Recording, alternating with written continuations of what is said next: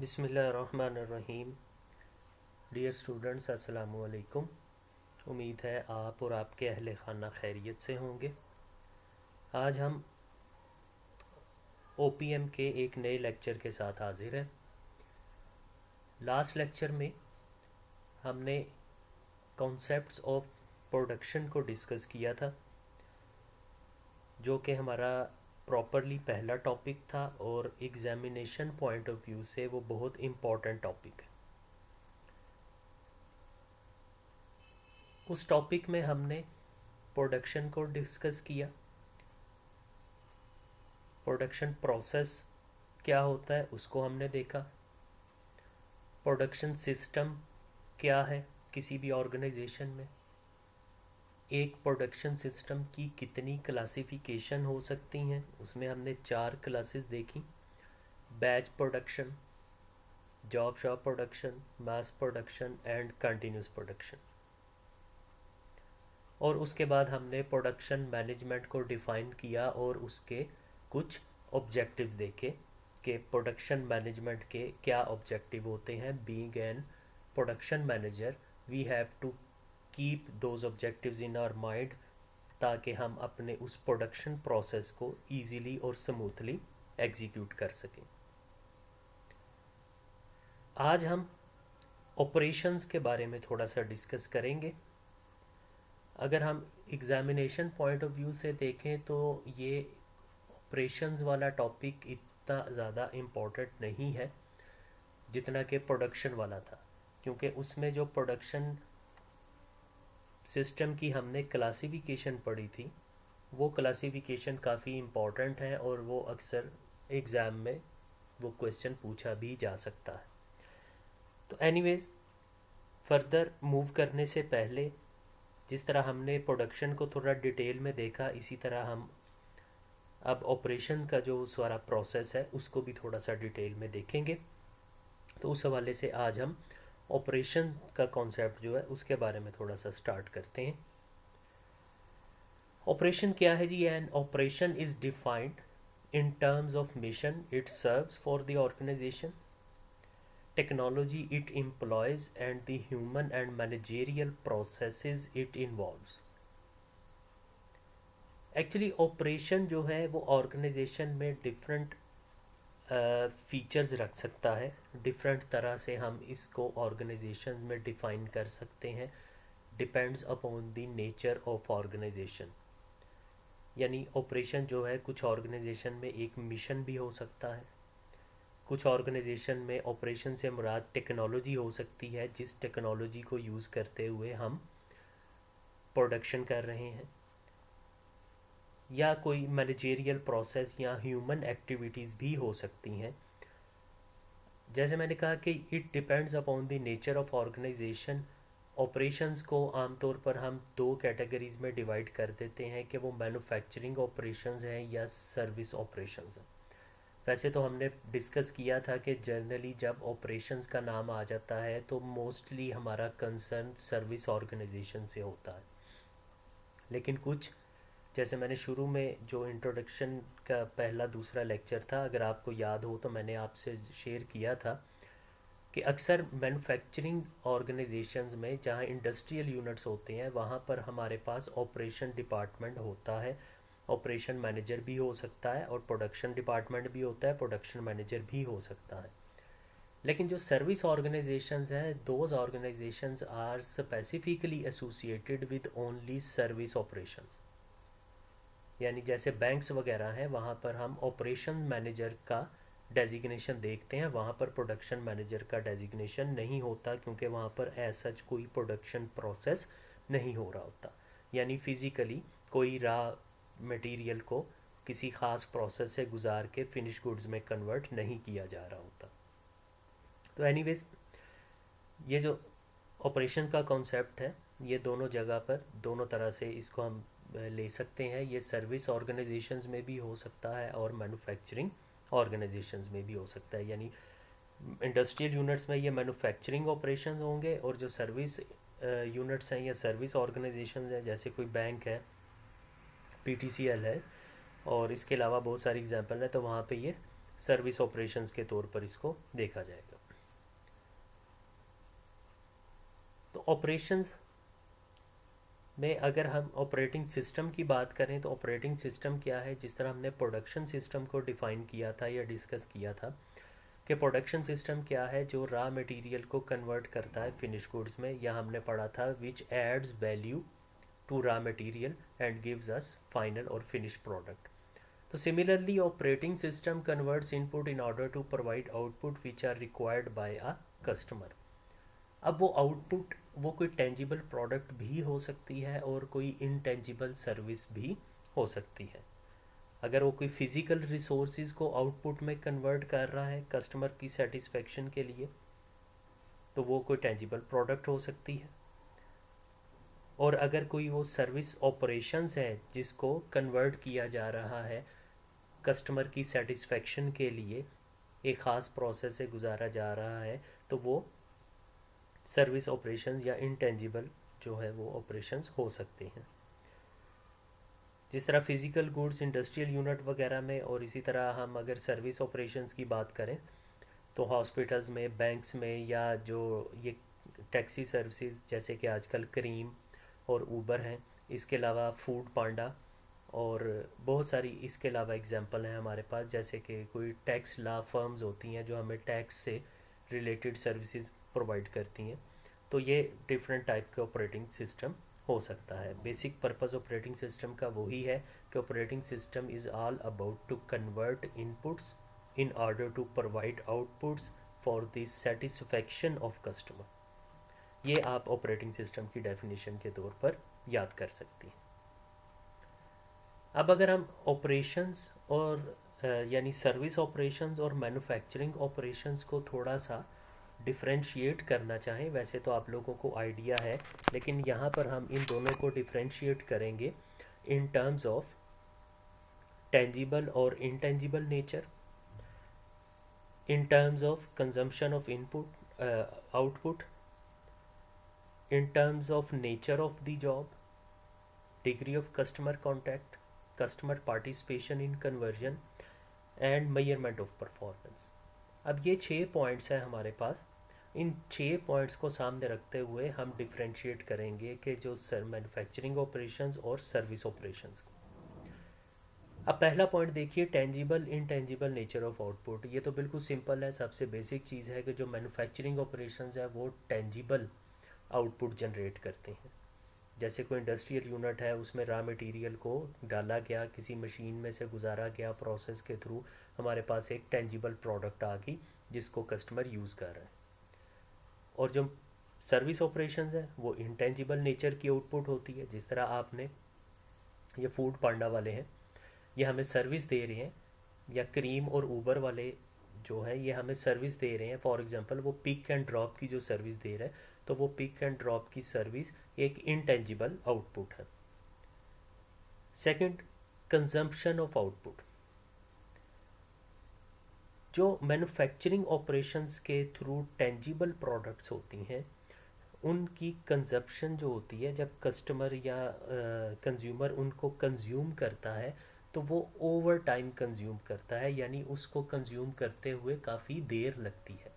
या आप कह सकते हैं कि मैन्युफैक्चरिंग ऑपरेशंस के थ्रू जो प्रोडक्ट जो यानी जो टेंजिबल प्रोडक्ट हमारे सामने आती हैं, उनको यूज़ करने के लिए हमें काफ़ी ज़्यादा टाइम रिक्वायर्ड होता है। ठीक है, फॉर एग्ज़ाम्पल कि हमने एक नया जो है डॉलिंस कंपनी का for example microwave oven purchase किया अपने घर के लिए। अब डॉलिंस कंपनी से जब हमने वो ओवन परचेज़ किया तो वो ओवन एक टेंजिबल प्रोडक्ट है जो कि एक कन्वर्जन, फिज़िकल कन्वर्जन प्रोसेस से गुज़र के हमारे पास आई है। अब हम उस प्रोडक्ट को जब यूज़ करेंगे, which is a tangible product, तो हम उसको कई साल यूज़ करेंगे। ठीक है, इसके बरक्स जो सर्विस ऑपरेशंस के थ्रू इनटेंजिबल प्रोडक्ट्स आती हैं, उसको कस्टमर इमीडिएटली यूज़ करता है और वो सर्विस ख़त्म हो जाती है। फॉर एग्जांपल आपने क्रीम या ऊबर से कोई टैक्सी बुक करवाई, उसने आपको पिक एंड ड्रॉप फैसिलिटी दी जहाँ पे आपने जाना था। जब आप वहाँ पे पहुँच गए, आपने उसको पेमेंट की और ये सर्विस ख़त्म हो गई, आपने इमीडिएटली इसको कंज्यूम कर लिया। इसी तरह फूड पांडा की आपने सर्विस अवेल की, जब उसने एक रेस्टोरेंट से आपका ऑर्डर पिक किया और आपके घर पे उस ऑर्डर को ड्रॉप किया, आपने उसको पेमेंट की, वो चला गया, आपने फ़ौरन ही उसकी सर्विस कंज्यूम कर ली, ख़त्म कर ली। ठीक है, तो ये है कंजम्पशन ऑफ आउटपुट कि मैन्युफैक्चरिंग ऑपरेशन के थ्रू टेंजिबल प्रोडक्ट्स बनती हैं और उन टेंजिबल प्रोडक्ट्स को हम, यानी वो जो आउटपुट है उसकी मैन्युफैक्चरिंग ऑपरेशन की, उसकी आउटपुट को हम काफ़ी साल तक इस्तेमाल करते हैं। और जो सर्विस ऑपरेशंस के थ्रू इनटेंजिबल प्रोडक्ट्स बनती हैं, यानी सर्विस ऑपरेशंस की जो आउटपुट होती है उसको हम इमीडिएटली यूज़ करते हैं और वो सर्विस, वो इनटेंजिबल प्रोडक्ट ख़त्म हो जाती है, कंज्यूम हो जाती है। इसी third, nature of job, nature of work.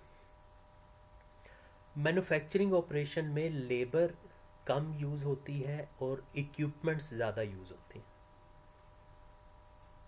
ठीक है, मैन्युफैक्चरिंग ऑपरेशंस की नेचर ऑफ जॉब क्या है कि उसमें मशीनरी ज़्यादा इन्वॉल्व होती है और जो लेबर है, ह्यूमन रिसोर्सेज कम इन्वॉल्व होते हैं।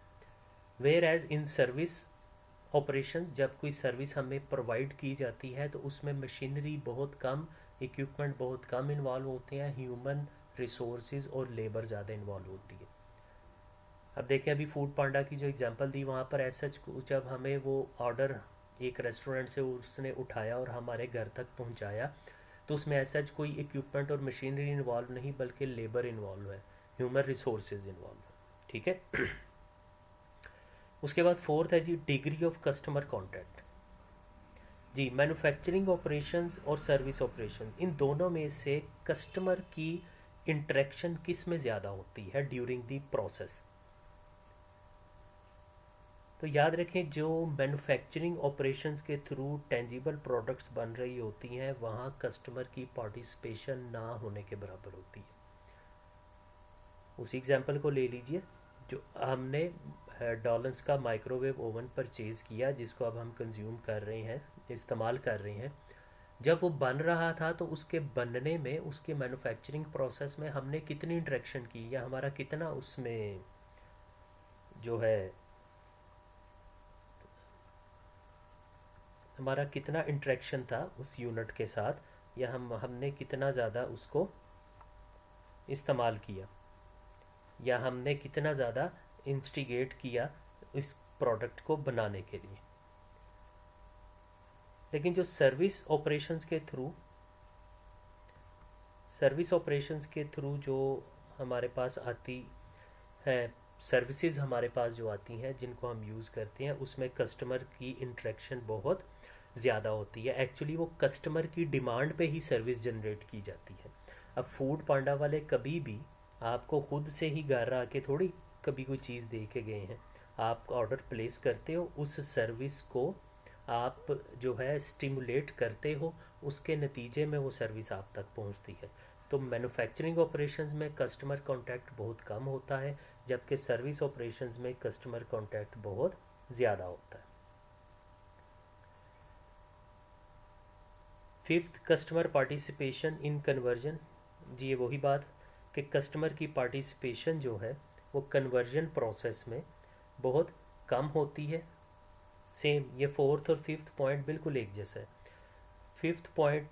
फोर्थ और फिफ्थ पॉइंट दोनों बिल्कुल मिलते जुलते हैं, और यही है कि जो फोर्थ और फिफ्थ दोनों पॉइंट्स में कस्टमर कांटेक्ट या customer participation in conversion process, वो मैन्युफैक्चरिंग ऑपरेशन में बहुत कम होती है, सर्विस ऑपरेशन में काफ़ी ज़्यादा होती है। कस्टमर का कांटेक्ट ज़्यादा होता है, कस्टमर की पार्टिसिपेशन ज़्यादा होती है, कस्टमर बार बार उनके साथ इन टच रहता है जब तक उसको वो सर्विस मिल नहीं जाती।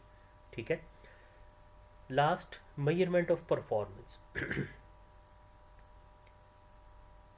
डिफरेंट मेथड्स हैं दोनों के लिए अलग अलग। जब आप मैन्युफैक्चरिंग ऑपरेशंस की बात कर रहे होते हैं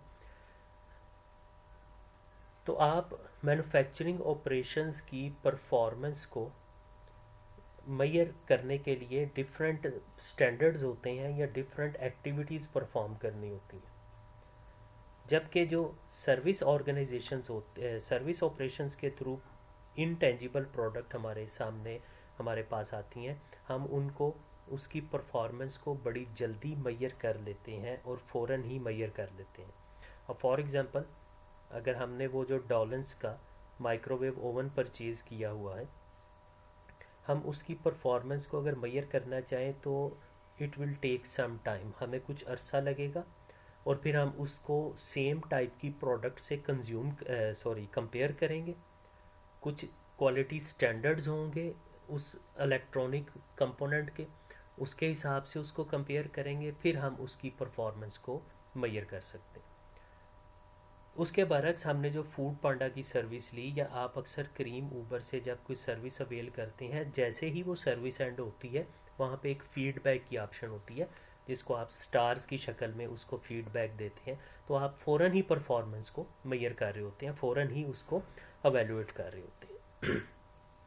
तो ये थे जी, बड़ा इंपॉर्टेंट डिफरेंस था मैन्युफैक्चरिंग ऑपरेशन और सर्विस ऑपरेशंस में, जो कि ओवरऑल हमें पता था कि मैन्युफैक्चरिंग ऑपरेशंस के थ्रू टेंजिबल प्रोडक्ट्स बनती हैं और सर्विस ऑपरेशंस के थ्रू इनटेंजिबल प्रोडक्ट्स बनती हैं। लेकिन हमने इसके अलावा कुछ और पॉइंट्स थे जिसको सामने रख के उन पॉइंट्स के थ्रू इनको कंपेयर किया, जो कि ये 6 पॉइंट्स थे। उम्मीद है ये अब आपको क्लियर हो गए होंगे। अच्छा जी, उसके बाद ऑपरेशंस मैनेजमेंट। ऑपरेशन मैनेजमेंट क्या है? Operation management is all about basic 3 functions of management: planning, organizing, controlling. Being an operation manager, you have to plan, organize and control. किस चीज़ को प्लान करना है, किस चीज़ को ऑर्गेनाइज करना है, किस चीज़ को कंट्रोल करना है आपने? ह्यूमन बिहेवियर को बाय यूजिंग सम मॉडल्स। ठीक है, यही ऑपरेशंस मैनेजमेंट की डेफिनेशन है कि operation management is planning, organising, controlling human behaviour by using some numerical models. Clear हो गया? दोबारा सुन लीजिए कि ऑपरेशन मैनेजमेंट क्या है। Operation management is about controlling, planning, organising, controlling human behaviour by using some numerical models और mathematical models. तो इन्हीं को देखते हैं कि प्लानिंग क्या है, ऑर्गेनाइजिंग क्या है, कंट्रोलिंग क्या है। हालांकि इन तीनों चीज़ों से आप लोग बहुत अच्छी तरह वाकिफ़ हैं, आपने ये तीनों मैनेजमेंट के फंक्शंस काफ़ी अच्छी तरह पढ़े हुए हैं। तो देखिए प्लानिंग क्या है। एज यू पीपल नो कि planning involve those activities that establish our course of action and guideline for future decision making. Planning में क्या होता है, हम एक गोल सेट करते हैं, एक ऑब्जेक्टिव सेट करते हैं, एक गाइडलाइन सेट करते हैं, जिसकी बेस पर हमने फ्यूचर में डिसीजन मेकिंग करनी होती है। तो बीइंग एन ऑपरेशन मैनेजर, आप ऐसे ही कुछ गोल सेट करते हैं, ऑब्जेक्टिव सेट करते हैं, जो आपने और आपके सब ऑर्डिनेट्स या सब सिस्टम्स जो आपके अंडर काम कर रहे होते हैं उन्होंने अचीव करने होते हैं। कि for example being an operation manager, आपने इतने इस साल में फॉर एग्जांपल ये टारगेट अचीव करना है। इस टारगेट को अचीव करने के लिए आपने कौन कौन से अपने सब सिस्टम्स को किस तरह से यूज़ करना है, उनको किस तरह से इन्वॉल्व करना है, ये सारी चीज़ें प्लानिंग में आ जाती हैं। उसके बाद organizing. Organizing are those activities which establishes a structure of task and authority. Being an operation manager, आप अपनी प्लानिंग में सेट किए हुए ऑब्जेक्टिव और गाइडलाइंस को प्रॉपरली यूटिलाइज करने के लिए आप जो कोर्स ऑफ एक्शन डिफ़ाइन करते हैं कि उन ऑब्जेक्टिव को किस तरह से अचीव किया जा सकता है, वो एक्चुअली ऑर्गेनाइजिंग है। कि एक गोल और ऑब्जेक्टिव आपने सेट कर लिया कि इस फाइनेंशियल ईयर के एंड पे मैंने इतना रेवेन्यू जनरेट करना है, या बीइंग एन ऑपरेशन मैनेजर आपने सेट कर लिया कि मैंने इतने यूनिट्स प्रोड्यूस करने हैं। अब अपने इस ऑब्जेक्टिव को अचीव करने के लिए आपको कौन कौन से काम करते हैं, इसको करना किस तरह है, वो जो कोर्स ऑफ एक्शन है डैट इज़ एक्चुअली ऑर्गेनाइजिंग। और उसके बाद तीसरा कंट्रोलिंग। कंट्रोलिंग में क्या है कि आपने एक्चुअल परफॉर्मेंस को प्लान्ड परफॉर्मेंस के साथ कंपेयर करते रहना होता है। That is controlling. कि जो आपने ऑब्जेक्टिव सेट किए प्लानिंग में, उन ऑब्जेक्टिव्स को अचीव करने के लिए जो मेथड और जो कोर्स ऑफ एक्शन डिफाइन किया वो ऑर्गेनाइजिंग होगी। Now you have to control that course of action, now you have to control those methods to achieve your objective. और इसके साथ साथ आप अपने प्लान्ड ऑब्जेक्टिव को अपने करंट परफॉर्मेंस के साथ कंपेयर करते जाते हैं कि अगर मैंने ये ऑब्जेक्टिव सेट किया हुआ है, मेरी ये टारगेट है, तो करेंटली जो मेरी आउटपुट है, जो परफॉर्मेंस है, क्या वो उस प्लान्ड टारगेट को मीट कर रही है या नहीं कर रही। ठीक है, तो ये कंट्रोलिंग हो गया। अब ये तीन बेसिक फंक्शंस हैं जो बीइंग एन ऑपरेशन मैनेजर आपने करने होते हैं। प्लानिंग करनी होती है, उस प्लानिंग में जो चीज़ें सेट की हैं उसको एग्जीक्यूट करने के लिए उसको ऑर्गेनाइज करना होता है, and then you have to control all these activities. अब जब आप बीइंग एन ऑपरेशन मैनेजर ये काम कर रहे होते हैं सारा, प्लानिंग, ऑर्गेनाइजिंग और कंट्रोलिंग, तो उस वक्त इन चीज़ों का आपके जो सब ऑर्डिनेट्स है, जो ह्यूमन रिसोर्सेज आपके अंडर काम कर रहे होते हैं, जो लेबर है या दूसरे आपके जो कोलीग्स हैं, सब ऑर्डिनेट्स हैं, उन पर क्या असर होता है इसका।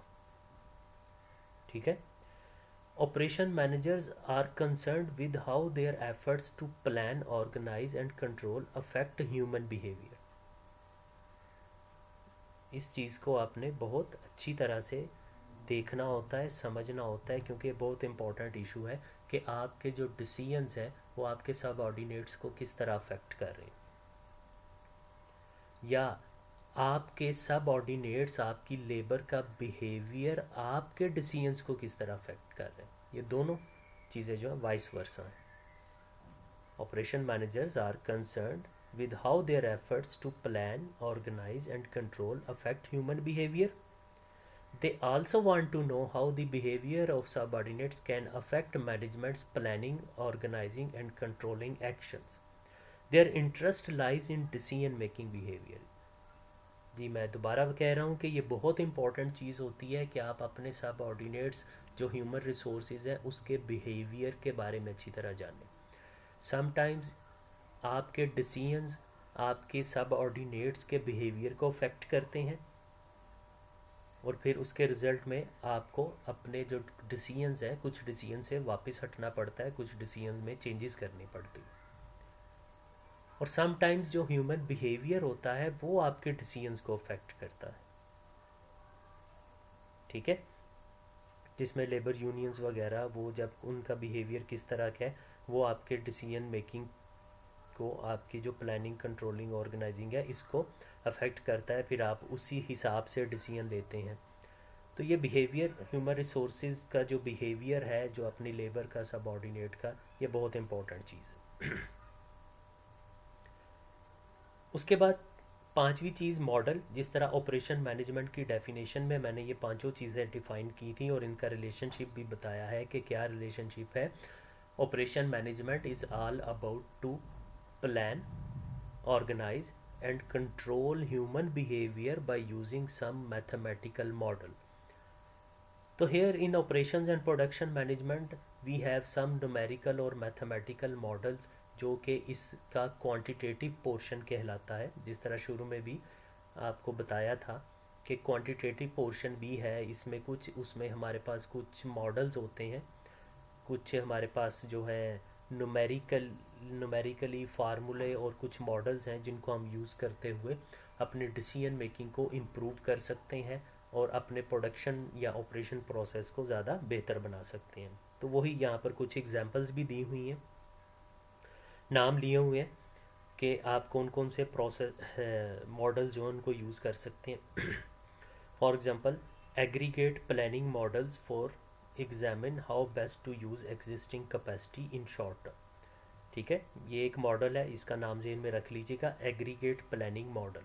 ये इसलिए होता है कि जो आपकी कैपेसिटी के बारे में जब आपने डिसीजन लेने हैं, कैपेसिटी का पूरा एक टॉपिक हम पढ़ेंगे कैपेसिटी प्लानिंग से रिलेटेड, तो वहाँ पे ये एग्रीगेट प्लानिंग मॉडल हमें काफ़ी हेल्प करता है। इसी तरह ब्रेक इवन एनालिसिस जो कि ब्रेक इवन वॉल्यूम्स को अचीव करने के लिए होता है। ब्रेक इवन के बारे में आप लोग बखूबी वाकिफ़ हैं। इसी तरह एक linear programming and computer simulation है, ये भी कैपेसिटी यूटिलाइजेशन के लिए होता है। Decision tree analysis for long term capacity problem of facility expansion. Simple median model for determine best location of facilities, ये एक मीडियन मॉडल है जो कि हमें हेल्प करता है जब हम अपना कोई लोकेशन को सिलेक्ट कर रहे होते हैं। आगे हम इस टॉपिक को पढ़ेंगे कि अपने इंडस्ट्रियल यूनिट के लिए हम किस तरह से लोकेशन को सिलेक्ट करते हैं, कौन कौन से फैक्टर्स होते हैं जो हमने सामने रखने होते हैं while selecting a suitable location. तो ये हो गया जी ऑपरेशन मैनेजमेंट। ठीक है, दोबारा देखिए, अभी तक हमने क्या चीज़ डिस्कस की? हमने ऑपरेशन का कॉन्सेप्ट देखा। ऑपरेशन का कॉन्सेप्ट क्या है कि ऑपरेशन का कॉन्सेप्ट वेरी करता है according to nature of organisation.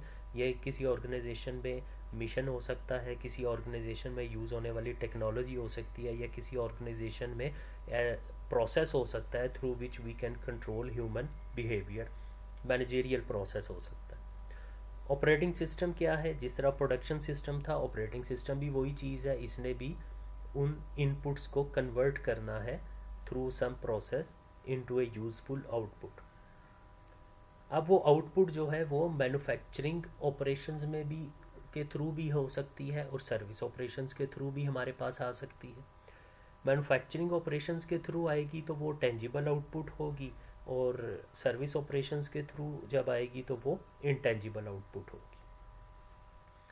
Then we differentiated between manufacturing operations and service operations according to these points, जो कि बड़े इंपॉर्टेंट थे और समझने के लिहाज से आपके इन पॉइंट्स को सामने रखते हुए हमने जब मैन्युफैक्चरिंग और सर्विस ऑपरेशंस को कंपेयर किया तो आपका कॉन्सेप्ट मज़ीद क्लियर हो गया होगा।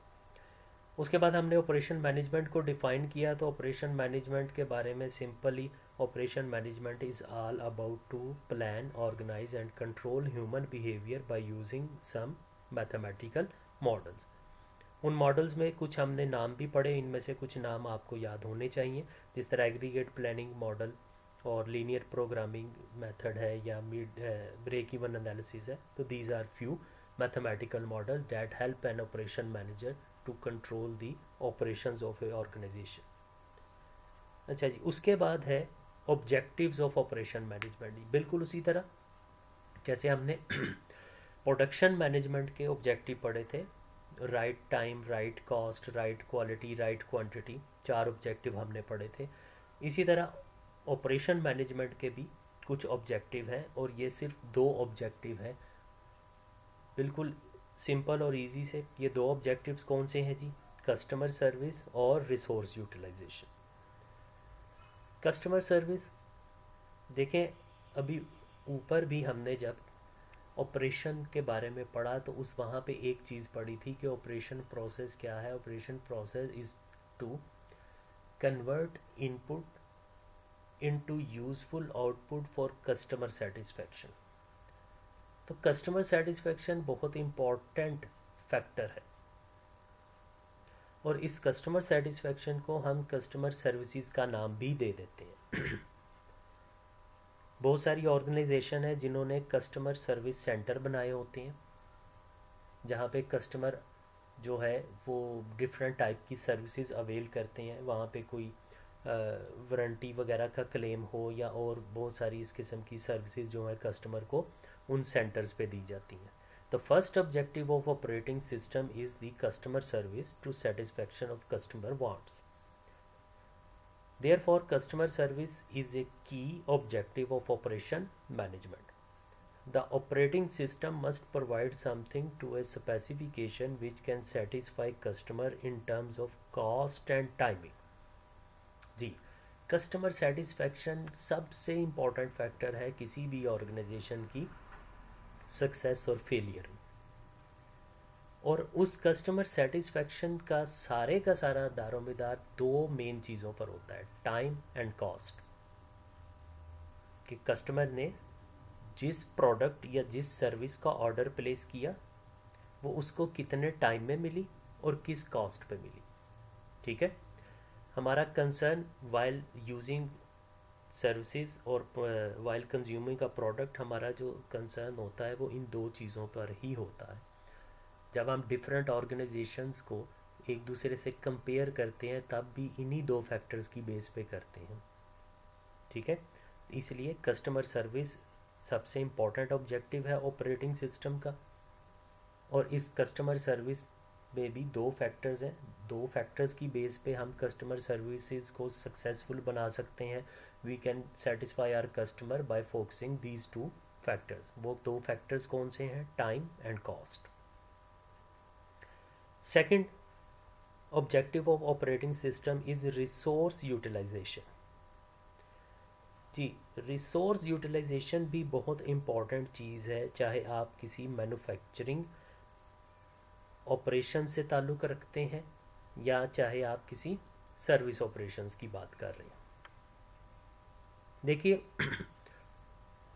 डिफरेंट रिसोर्सेज होते हैं। जिस तरह आपको याद हो, हमने जो प्रोडक्शन प्रोसेस पढ़ा था, लास्ट जो टॉपिक हमने पढ़ा था कॉन्सेप्ट ऑफ प्रोडक्शन वाला, उसमें प्रोडक्शन मैनेजमेंट या प्रोडक्शन सिस्टम में वो एक डायग्राम बनी हुई थी जिसमें हमारे पास कुछ इनपुट थी चीज़ें, जिसमें हम जो है डिफरेंट रिसोर्सेज थे जो इनपुट के तौर पर यूज़ करते हैं, जिसमें हमारे पास लेबर भी थी, मशीनरी थी या कोई कैपिटल था, इन्वेस्टमेंट वगैरह। तो अगर उन रिसोर्सेज को हम प्रॉपरली यूटिलाइज कर पाते हैं तो फिर हमारी सक्सेस है। अगर हम उन रिसोर्सेज को प्रॉपर यूटिलाइज नहीं कर पाते तो then we will not be able to survive in market for a longer period. Another major objective of operating system is to utilize resources for the satisfaction of customer wants effectively. अब देखें, दो objective हैं operating system के, customer satisfaction यानी customer services और resource utilisation. इन दोनों objectives को हमने अचीव करना है। रिसोर्सेज को इस तरह यूटिलाइज करना है कि कंपनी जो है ऑर्गेनाइजेशन का भी फ़ायदा रहे और कस्टमर भी सेटिस्फाइड रहे। ठीक है, कभी कभी ऐसा होता है कि ये दोनों ऑब्जेक्टिव एक दूसरे के सामने आ जाते हैं और हम दोनों ऑब्जेक्टिव में से हमें ये डिसीजन लेना पड़ता है कि किस तरह से, अगर हम रिसोर्सेज को प्रॉपर यूटिलाइज करें तो कस्टमर सेटिस्फेक्शन पे फ़र्क पड़ता है, और अगर हम कस्टमर सेटिस्फेक्शन पे जाएं तो फिर रिसोर्सेज जो हैं उनको थोड़ा सा इधर उधर करना पड़ता है। तो ऐसी सिचुएशन जब हमारे पास आ जाए तो being an operation manager we have to balance between these two objectives. अब देखें, अगर रिसोर्सेज आपने बहुत अच्छे तरह से यूटिलाइज कर लिए हैं, अगर आपने एफिशिएंटली रिसोर्सेज को यूटिलाइज किया है तो कंपनी का बहुत ज़्यादा फ़ायदा होगा। और अगर आपने इनएफिशिएंटली रिसोर्सेज को यूटिलाइज किया है और आपने जो है फॉर एग्जांपल टाइम ज़्यादा लगा दिया है या उसमें जो रॉ मटेरियल ज़्यादा यूज़ कर लिया है तो उससे कॉस्ट बढ़ जाएगी। टाइम ज़्यादा लगा लेंगे तो प्रोडक्शन कम हो जाएगी, उससे भी फ़र्क पड़ेगा। तो ये आप पे डिपेंड करता है बीइंग एन ऑपरेशन मैनेजर कि आप अपने रिसोर्सेज को किस तरह यूटिलाइज करते हैं। Often both can not be maximise and hence a satisfactory performance must be achieved और बोथ ऑब्जेक्टिव्स। कि कभी, जैसे भी मैंने कहा कि कभी कभी ऐसा होता है कि आप दोनों ऑब्जेक्टिव से मैक्सिमम परफॉर्मेंस नहीं ले सकते। अगर आप 100% कस्टमर सेटिस्फेक्शन पे जाते हैं तो आपकी रिसोर्स यूटिलाइजेशन में थोड़ी प्रॉब्लम आ जाती है। अगर आप 100% फुल एफिशिएंटली अपने रिसोर्सेज को यूटिलाइज करते हैं तो इट माइट बी पॉसिबल कि आपका कस्टमर 100% सेटिस्फाई ना हो, उसमें कुछ कमी रह जाए, कोई 90-95%। तो बीइंग एन ऑपरेशन मैनेजर हमारा काम क्या है? एक बैलेंस बनाए रखना, एक बैलेंस क्रिएट किए रखना इन दोनों ऑब्जेक्टिव्स के दरमियान, कि दोनों में मैक्सिमम अगर मैक्सिमम अचीवमेंट नहीं हो सकती दोनों ऑब्जेक्टिव में तो इतनी कम से कम ज़रूर हो जाए जिससे दोनों बैलेंस भी रहें और दोनों ऑब्जेक्टिव्स में से किसी को नुकसान भी ना हो, यानी कस्टमर सेटिस्फाई भी रहे। अब कस्टमर आपका 100% से भी सेटिस्फाई होगा और वो 90-95% से भी सेटिस्फाइड ही रहेगा। लेकिन अगर कस्टमर सेटिस्फेक्शन का लेवल 90 से भी गिर के 75% या 80 या 85 पे आ जाता है तो देन थोड़ा सा प्रॉब्लम हो सकती है। तो ये था जी डियर स्टूडेंट्स आज का दूसरा टॉपिक जो कॉन्सेप्ट ऑफ ऑपरेशन से रिलेटेड है। इस टॉपिक को मैंने 2 पार्ट्स में डिवाइड करने की बजाय एक ही लेक्चर में कर दिया, लेकिन ये आप पढ़ेंगे 2 दिन, ठीक है। और इसके बाद नेक्स्ट हमारा लेक्चर जब होगा नेक्स्ट वीक में, तो नेक्स्ट उसके बाद जो है उस नेक्स्ट वीक में इंशाल्लाह फिर हम नया टॉपिक स्टार्ट करेंगे। तब तक के लिए अपना बहुत सारा ख्याल रखिएगा और जितना अभी तक हमने पढ़ चुका होगा काइंडली सारे को रिवाइज़ कर लीजिएगा। थैंक यू, टेक केयर, अल्लाह हाफिज़।